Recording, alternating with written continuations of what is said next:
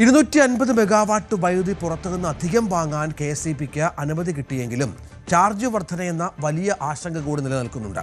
ഒരു യൂണിറ്റിന് 10 രൂപ വരെ നൽകി വാങ്ങാമെന്ന നിർദ്ദേശമാണ് റെഗുലേറ്ററി കമ്മീഷൻ നൽകിയിട്ടുള്ളത്.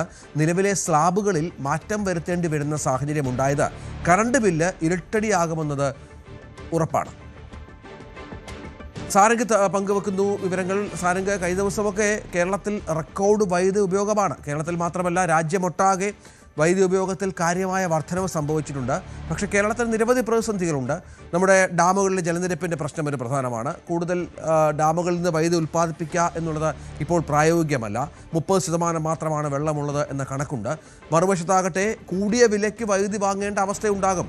മറ്റൊന്ന്, സംസ്ഥാനമെമ്പാടും പൊതുജനങ്ങൾക്കിടയിൽ ഉണ്ടാകുന്ന രോഷമാണ് പവർ കട്ടുമായി ബന്ധപ്പെട്ട്. അപ്രഖ്യാപിത പവർ കട്ട്, നേരത്തെ അറിയിക്കാതെയുള്ള കാര്യങ്ങളൊക്കെ സംഭവിക്കുന്നു. അങ്ങനെ നിരവധി പ്രതിസന്ധികളിലൂടെയാണ് KSEB കടന്നു പോകുന്നത്.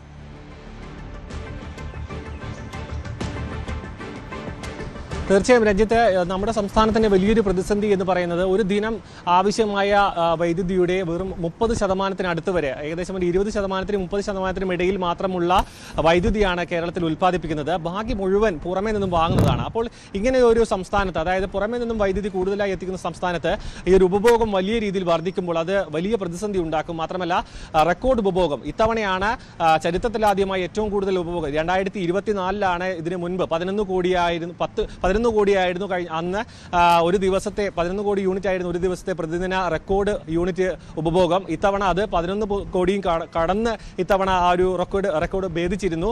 അതുതന്നെയാണ് വലിയ രീതിയിലുള്ള പ്രതിസന്ധി ഉണ്ടാക്കുന്നത്. മാത്രമല്ല, 6300 മെഗാവാട്ടാണ് പീക്ക് സമയങ്ങളിൽ KSEBിക്ക് താങ്ങാൻ കഴിയുന്ന ഉപഭോഗ നിരക്ക്. അതിനപ്പുറത്തേക്ക് ഉപഭോഗം പോവുകയാണെന്നുണ്ടെങ്കിൽ ഈ സംവിധാനങ്ങൾ താറുമാറാകാനുള്ള, കേടുവരാനുള്ള സാധ്യതയുണ്ട്.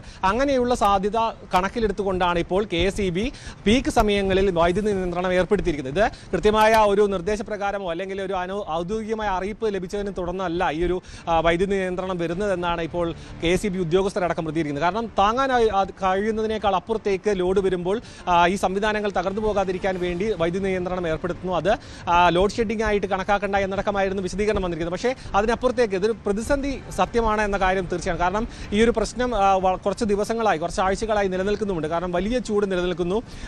പീക്ക് സമയങ്ങളിൽ, അതായത് പകൽ 5 മുതൽ 8 മണി 9 മണി വരെയും, വൈകുന്നേരം ഇതേപോലെ 6 മണി മുതൽ രാത്രി 8 മണി 9 മണി വരെയും ഉള്ള പീക്ക് സമയങ്ങളിൽ വലിയ ബുദ്ധിമുട്ട് KSEB നേരിടുന്നുണ്ട്. ഈ സമയത്ത് വലിയ രീതിയിലുള്ള വൈദ്യുതി ഉപഭോഗം വരുന്നു. 6198 മെഗാവാട്ട് വരെ ഒരു ദിവസം പീക്ക് സമയത്ത് റെക്കോർഡ് ചെയ്തിരുന്നു. അത് ഏറ്റവും ഉയർന്ന നിരക്കുമാണ്. ആ സമയങ്ങളിൽ എങ്ങനെ ഈ ഒരു പ്രതിസന്ധി മറികടക്കുമെന്ന കാര്യം മുൻകൂട്ടി കണ്ടുകൊണ്ടാണ് ഇപ്പോൾ വൈദ്യുതി റെഗുലേറ്ററി ബോർഡിന് 300 മെഗാവാട്ട് പുറമെ നിന്നും വാങ്ങാനുള്ള ഒരു അനുമതി തേടിക്കൊണ്ട് KSEB മുന്നോട്ട് പോയത്. പക്ഷേ 250 മെഗാവാട്ടാണ് ഇപ്പോൾ വാങ്ങാനുള്ള അനുമതി ലഭിച്ചിരിക്കുന്നത്. അതും യൂണിറ്റിന് 10 രൂപ വരെ നിരക്ക് നൽകിക്കൊണ്ട്, അതായത് വലിയ തുകയാണ്. ഇപ്പോൾ 6 രൂപയോളമാണ് നൽകുന്നത് നമ്മൾ.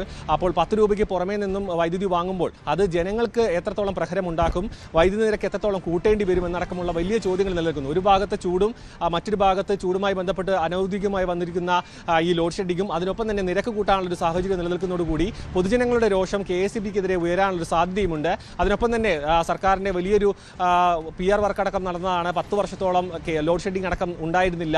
അതിനൊരു തിരിച്ചടി കൂടി ഉണ്ടാവുകയാണെന്നുണ്ടെങ്കിൽ ഇത് ജനരോഷത്തിന് കാരണമാകാനും സാധ്യതയുണ്ട്. രഞ്ജിത്ത്, അതാണ് സാഹചര്യം. ഏതായാലും നമുക്ക് KSEBിയുടെ ഇനിയുള്ള നടപടികൾ പ്രധാനമാണ്.